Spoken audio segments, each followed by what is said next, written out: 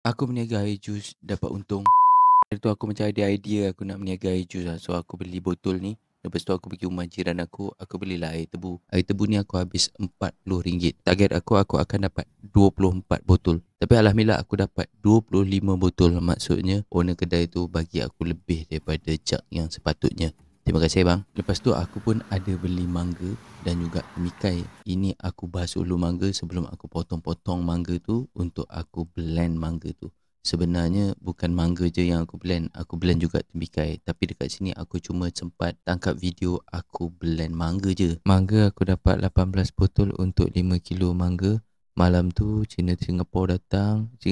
Aku silap cerita ni. Malam tu aku berniaga kat PJ naik kabut sale. Air ni aku buat dalam bentuk frozen. Supaya kalau dia tak habis, aku balik, aku terus masukkan di dalam peti ais. Boleh frozen balik, aku boleh jual balik nanti. Jadi kuranglah kerugian aku. Alhamdulillah. Dapatlah aku sale malam tu RM120. Cuba korang teka berapa botol yang habis.